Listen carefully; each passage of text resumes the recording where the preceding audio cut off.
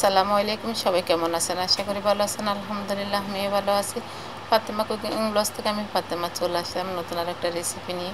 তো আজকে খুব একদম কমন একটা রেসিপি আপনাদের সাথে শেয়ার করব।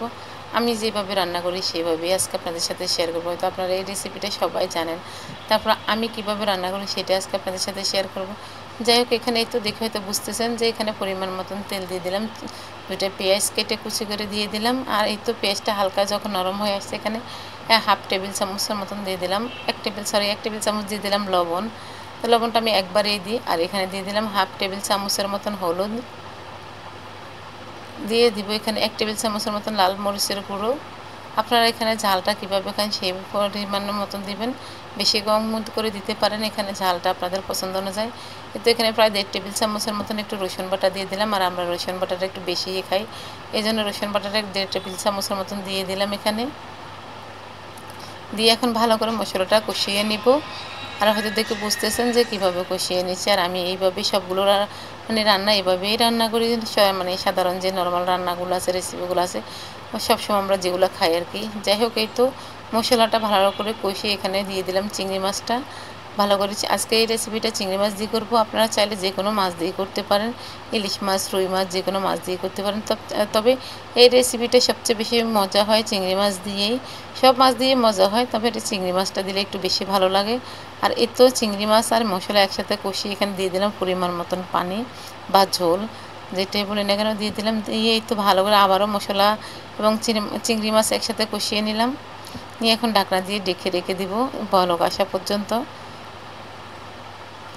এই তো বলক আসা এসে গেছে, এখন ঢাকনাটা সরিয়ে আবারও ভালো করে নেড়ে ছেড়ে নেব। তো ঢাকনাটা দেখে তো বুঝতেছেন যে ভালোভাবে মানে তেলটা একটু যখন উপরে উঠে চলে আসছে, তখন মানে মশলাটা একটু দেখেন লাল লাল হয়ে গেছে। এখন আমি এখানে মানে কাঁঠালে বিচি দিব। আর এখন তো কাঁঠালে বিচির সিজন, এই সিজনে কাঁঠালে বিচি দিয়ে এই রেসিপিটা এত মজা হয় কি বলবো, আর বলার মাংসের স্বাদকেও হার মানবে। এই তো এখন আমি মানে কাঁঠালের বিচিটা আমি 2 ভাগ করে কেটে ভালো করে পরিষ্কার করে নিয়েছি। করে তো এখন দিয়ে দিলাম চিংড়ি মাছ আর মশলার সাথে, আবারও ঢাকনা দিয়ে ডেকে সিদ্ধ করে নেব, মানে যেন সিদ্ধ হয়ে যায় কাঁঠালের বিচিটা। আর কাঁঠালের বিচিটা সিদ্ধ হতে একটু সময় লাগে, এই জন্য আগে কষিয়ে নিচ্ছি, ভালো করে সিদ্ধ করে নিলাম আর কি। এই তো দেখেন আমার কাঁঠালের বিচিটা প্রায় কিন্তু মানে 80-90% মতন সিদ্ধ হয়ে গিয়েছে।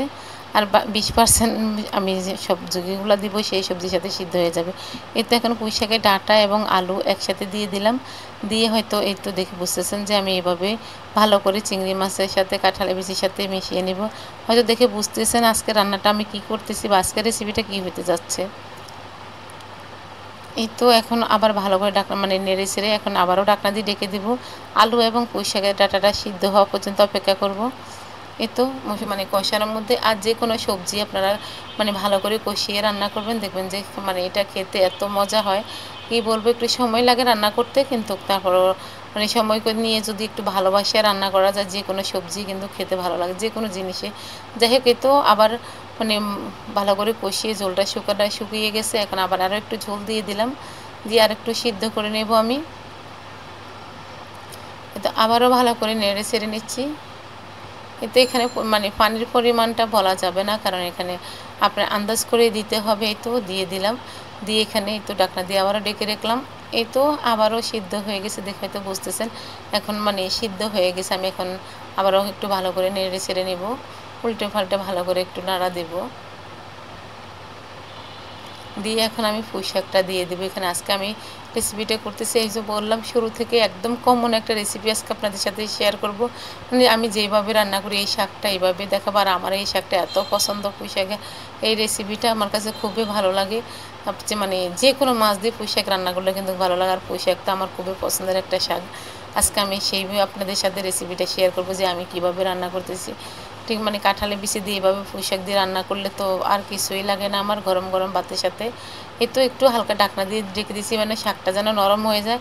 যে কোনো শাক রান্না করবেন কিন্তু ঢেকে রান্না করবেন না, তাহলে কিন্তু শাকের কালারটা সুন্দরও থাকে না বা অন্যরকম কালো কালো হয়ে যায়। আর ঢাকনা ছাড়া যখন রান্না করবেন দেখবেন শাকের কালারটা কিন্তু একদম সবুজেই থাকবে। এই তো এখন সবগুলো একসাথে মানে আলু, কাঁঠালে বিচি, পুঁই শাকের ডাঁটা একসাথে ভালো করে শাকের সাথে মিশিয়ে নিচ্ছি, ভালো করে মিশিয়ে নেব। এখানে উল্টে পাল্টে উপরে নিচে করে দিব। যদি আপনাদের কাছে আমার এই ধরনের রেসিপিগুলো ভালো লাগে অবশ্যই একটা লাইক দেবেন। যদি বেশি ভালো লাগে ফ্যামিলি এবং ফ্রেন্ডসের মাধ্যমে শেয়ার করে দিতে পারেন।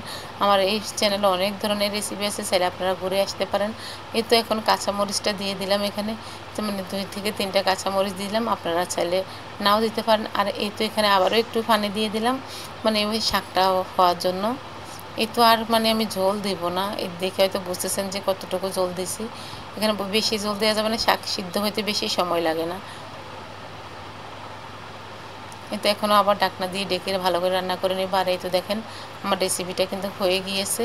আপনারা চাইলে বাসায় এইভাবে রান্না করতে পারেন, চাইলে আপনারা রুই মাছ কিংবা যে কোনো মাছ দিয়ে রান্না করতে পারেন। এই রেসিপিটা এত মজা, দেখে হয়তো বুঝতেছেন যে কীরকম হয়েছে। মাশাল্লাহ, দেখতে যেমন সুন্দর হয়েছে, খেতেও ঠিক তেমনই মজা হয়েছে। তো যদি আমার রেসিপিটা ভালো লাগে অবশ্যই একটা লাইক দিবেন। আজ এই পর্যন্ত, সবাই ভালো থাকেন। আল্লাহ হাফেজ, আসসালামু আলাইকুম।